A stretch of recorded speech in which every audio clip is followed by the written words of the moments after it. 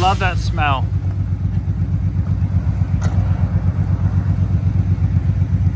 All right, let's do the big unveil. Holy shit. Wow. Either 24 valve, dual overhead cam, one big honkin' single turbo coming off this car. Yeah, so RB25 DET, and we're gonna shoehorn it in that 240 SX that you haven't seen yet. So help me out. Obviously they didn't sell the GTR on our soil. That's an RB26. This is an RB25. Yep. So this is gonna be the little brother to the RB26? Yeah, more like a big cousin. A big cousin. Ah, okay, okay. So one big single turbo. This motor is completely stock right now. This motor's completely stock. Yep, it's a Series 2 Neo, and it came in I believe the R34 GTST, I think. Right, right, which is one of my favorite cars because you can get the GTST for way, way cheaper than a lot of the Skylines. And the other thing is, you have 4 seats, so you can take all 3 of your girlfriends. This is a kick-ass motor. I can't wait till you get it in your 240. Come around here. Now, this is an interference motor, correct? Yes. All right. Look at this fan. You would not want to get your finger caught in there. I've got to say this fan is at least 15 feet wide. And if I'm not mistaken, I'm pretty sure this was the fan that they put on the 747 for the engine. So this is massive, but just so you know, you do have a crack here. Yeah, it's gonna be electric fan anyway. Here, and you've got a little bit of dirt right here. I'm sure there's a lot of dirt. I really like how your ECU is kind of exposed. That's not the ECU for the engine. Because, are you gonna correct me on camera? I love how the ECU is exposed because we all know that moisture and electronics really mix. Okay, so just like RJ, Z32s are near and dear to my heart. If you've been watching this channel for a while, you already know that I have a Z32 convertible. But RJ takes it to the next level. So let's see what's going on with his Z32 collection. Okay, RJ, so tell us a little bit about this Z32. All right, so this one I bought I bought it for parts. So I'm gonna take the suspension and the transmission and put that in my 280. And then the body parts that are left over are gonna go on the twin turbo that we haven't talked about yet. The engine is, I don't know if it's any good.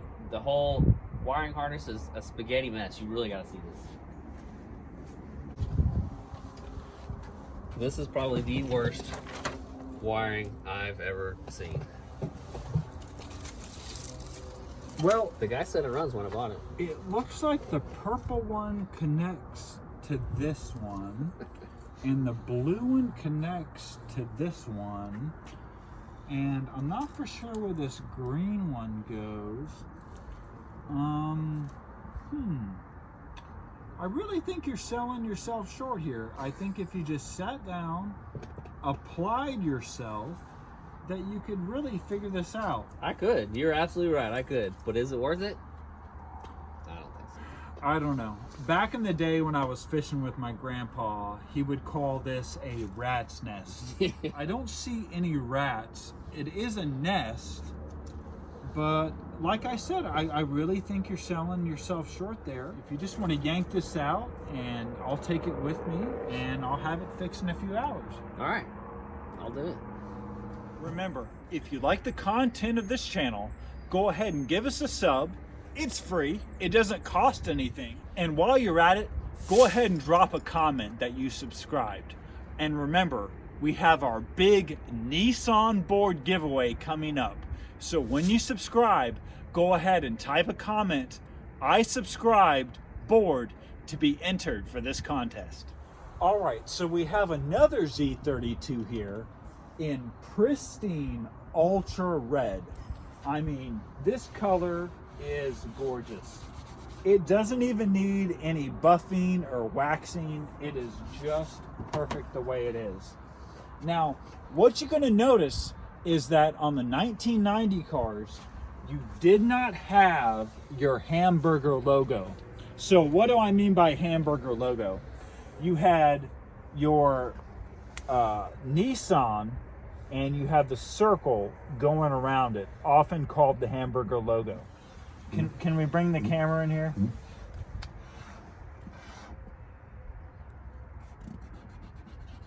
Okay, so as you can see, I faithfully recreated the hamburger logo.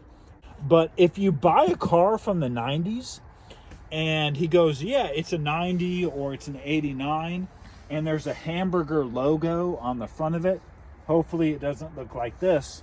But if there is, you can know that the car has been in a wreck. It's either been repainted or the front fascia has been changed. Now, another important thing about Z32s is the body lines. These cars' body lines do not lie.